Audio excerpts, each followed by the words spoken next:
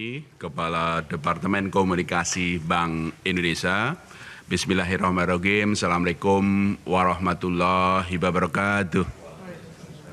Salam sejahtera bagi kita semuanya. Salam, Om Swastiastu, Namo Buddhaya, salam kebajikan, Rahayu. Selamat siang rekan-rekan media yang mengikuti jalannya konferensi pers di ruang RDG maupun rekan-rekan media, para ekonom, dan seluruh anggota masyarakat.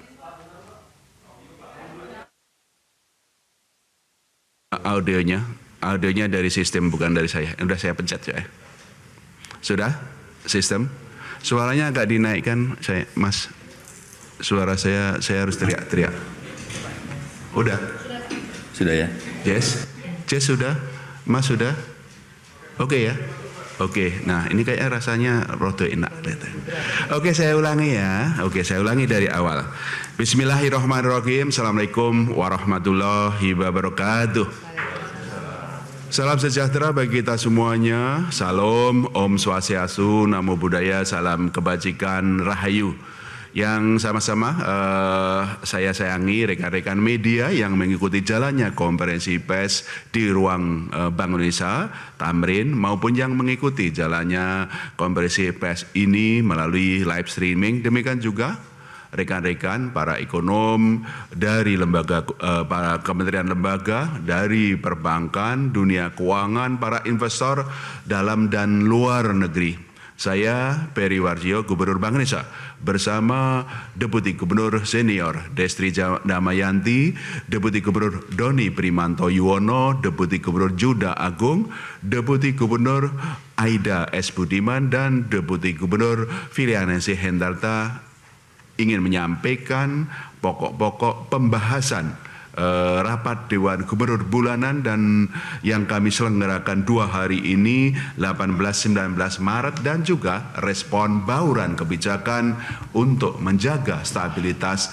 perekonomian kita dan bersama pemerintah mendorong pertumbuhan ekonomi yang tinggi, penciptaan kerja, lapangan kerja, maupun juga pertumbuhan yang inklusif. Pembahasan kami dalam rapat Dewan dimulai dengan melihat asesmen kondisi terkini maupun perkiraan perekonomian global, domestik, dan juga kondisi moneter, sistem keuangan, sistem pembayaran untuk perumusan kebijakan Bank Indonesia. Saya akan memulai menyampaikannya pokok-pokok pembahasan dari global. Ketidakpastian global tetap tinggi akibat kebijakan tarif impor Amerika Serikat yang makin luas. Di Amerika Serikat, kebijakan tarif impor berdampak pada laju pertumbuhan ekonomi yang lebih lambat di tengah meningkatnya pemberian insentif fiskal. Sementara laju penurunan inflasi tidak secepat yang diperkirakan. Ekonomi Eropa, Jepang, dan India juga terkena dampak rambatan kebijakan tarif impor Amerika Serikat tersebut di tengah permintaan domestiknya yang belum meningkat akibat keyakinan usaha yang rendah dan ekspor yang melambat. Sementara itu, pelemahan pertumbuhan ekonomi Tiongkok sebagai akibat kebijakan tarif impor Amerika Serikat tersebut tertahan dengan kebijakan pelebaran defisit fiskal 2025 dari yang ditargetkan. Dengan perkembangan tersebut, pertumbuhan ekonomi dunia pada tahun 2025 diperkirakan sebesar 3,2%. Di pasar keuangan global, ketidakpastian masih berlanjut yang diwarnai oleh penurunan yield US Treasury dan melemahnya indeks mata uang dolar Amerika Serikat di tengah ketidakpastian penurunan Fed Fund Rate.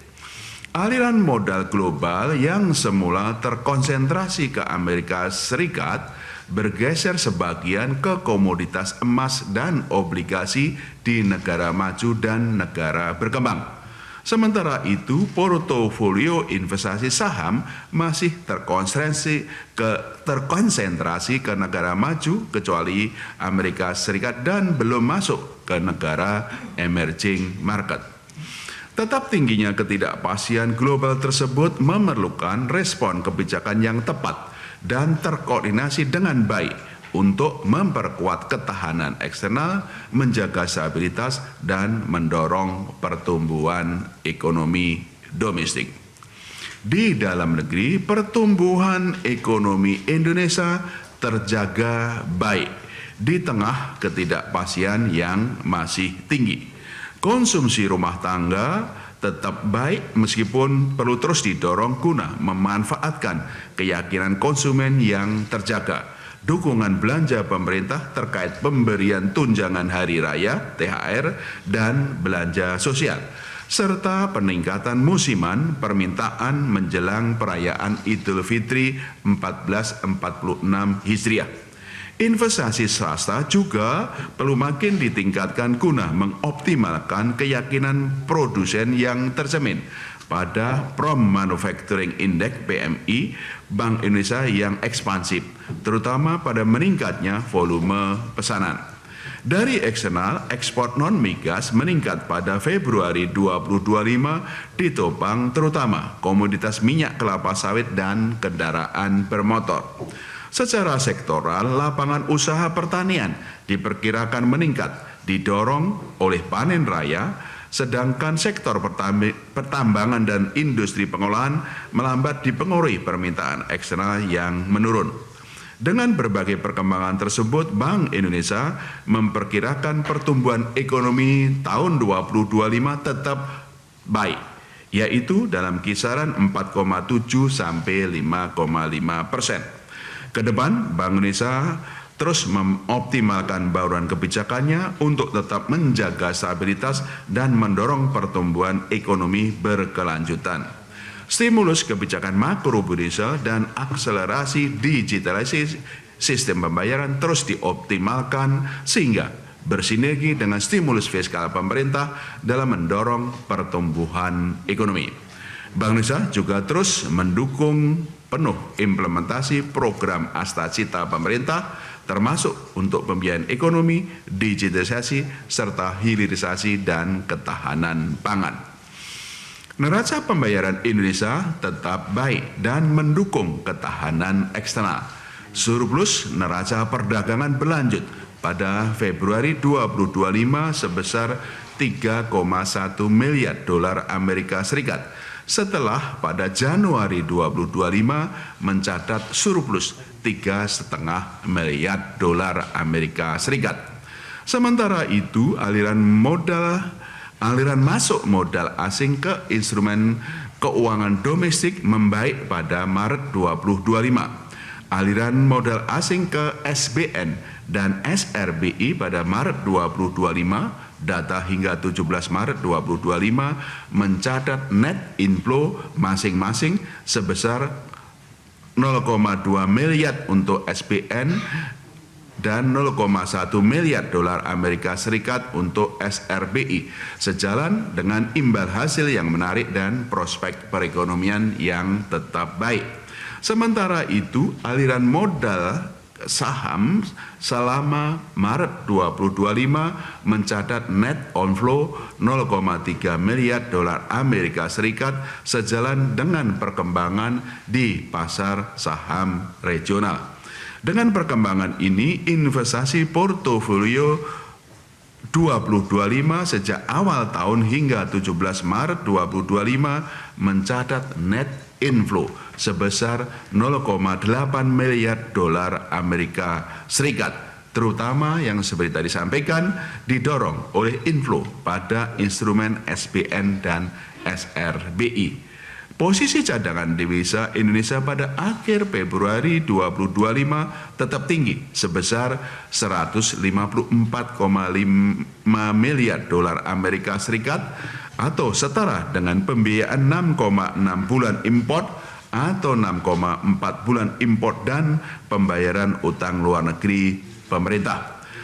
Jumlah cadangan devisa tersebut jauh berada di atas standar kecukupan internasional sekitar 3 bulan import.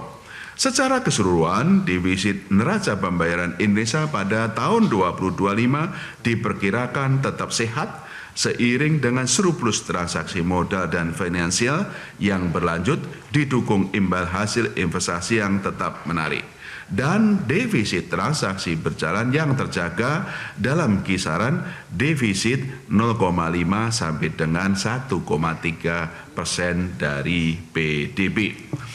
Nilai tukar rupiah tetap terkendali, didukung oleh kebijakan stabilisasi Bank Indonesia. Nilai tukar rupiah terhadap dolar Amerika Serikat pada Maret 2025 data hingga 18 Maret 2025 menguat sebesar 0,94% point to point setelah pada Februari 2025 melemah 1,69% point to point. Dipengaruhi berkurangnya aliran masuk modal asing ke saham regional termasuk Indonesia sejalan dengan ketidakpastian global yang tadi telah dijelaskan sebelumnya. Tetap stabilnya nilai tukar rupiah sejalan dengan konsistensi kebijakan stabilisasi Bank Indonesia. Rupiah yang terkendali juga tercermin pada rupiah yang relatif stabil bila dibandingkan dengan kelompok mata uang negara mitra dagang utama Indonesia dan tetap lebih kuat terhadap kelompok mata uang negara maju di luar dolar Amerika Serikat. Kedepan, nilai tukar rupiah diperkirakan stabil, didukung komitmen Bank Indonesia dalam menjaga stabilitas nilai tukar rupiah, imbal hasil yang menarik, inflasi yang rendah, dan prospek pertumbuhan ekonomi Indonesia yang tetap baik. Seluruh instrumen moneter akan terus dioptimalkan, termasuk penguatan strategi operasi moneter pro market melalui optimalisasi instrumen SRBI, SVBI, dan SUVBI untuk memperkuat efektivitas kebijakan dalam menarik aliran masuk investasi portofolio asing dan mendukung stabilitas nilai tukar rupiah. Inflasi indeks harga konsumen IHK pada Februari 2025 tetap rendah dan mendukung stabilitas perekonomian. IHK pada Februari 2025 mengalami deflasi sebesar 0,09% year on year, terutama dipengaruhi oleh dampak positif implementasi kebijakan diskon tarif listrik untuk rumah tangga dengan daya terpasang listrik di bawah 2.200 voltase sehingga mendorong komponen administered prices mengalami deflasi 9,02% year on year. Sementara itu, inflasi inti tetap terkendali pada level 2,48% year on year, sejalan dengan konsistensi suku bunga kebijakan Bank Indonesia BI Rate untuk mengarahkan ekspektasi inflasi. Inflasi kelompok volatile food melambat 0,56% year on year didukung oleh sinergi erat Bank Indonesia bersama tim pengendalian inflasi pusat dan daerah melalui Gerakan Nasional Pengendalian Inflasi Pangan di berbagai daerah. Kedepan, Bank Indonesia meyakini inflasi IHK tetap terkendali dalam sasaran 2,5 plus minus 1%. Inflasi inti diperkirakan terjaga seiring ekspektasi inflasi yang terjaga dalam sasaran, kapasitas perekonomian yang masih besar dan dapat merespon permintaan domestik, imported inflation yang terkendali sejalan dengan kebijakan stabilisasi nilai tukar rupiah Bank Indonesia serta dampak positif berkembangnya digitalisasi. Inflasi volatile food diperkirakan terkendali didukung oleh sinergi pengendalian inflasi Bank Indonesia dan pemerintah pusat dan daerah. Strategi dan instrumen operasi moneter pro market terus diperkuat untuk mendukung stabilisasi nilai tukar rupiah dan pencapaian sasaran inflasi. Sebagai upaya pendalaman pasar uang dan pasar falas, serta mendorong aliran masuk modal asing ke pasar keuangan dalam negeri, instrumen moneter pro market, SRBI, SVBI, dan SUVBI terus dioptimalkan. Hingga 17 Maret 2025, posisi instrumen SRBI, SVBI, dan SUVBI masing-masing tercatat sebesar 892,4 triliun rupiah untuk SRBI, 2,3 miliar dolar Amerika Serikat untuk SVBI dan 320 juta dolar Amerika Serikat untuk SUVBI. Kepemilikan non-residen dalam SRBI per tanggal 17 Maret 2025 mencapai 232,4 triliun rupiah atau 26,05% dari total outstanding. Implementasi dealer utama atau primary dealer sejak Mei 2024 juga makin meningkatkan transaksi SRBI di pasar sekunder dan repurchase agreement atau repo antar pelaku pasar, sehingga memperkuat efektivitas instrumen moneter dalam stabilisasi nilai tukar rupiah dan pengendalian inflasi. Bank Indonesia juga melakukan pembelian dari pasar sekunder, pembelian SBN. Bank Indonesia juga melakukan pembelian SBN dari pasar sekunder untuk memperkuat operasi moneter yang mencerminkan sinergi erat antara kebijakan moneter dan kebijakan fiskal pemerintah. Baru mendapatkan informasi, download Metro TV Extend sekarang.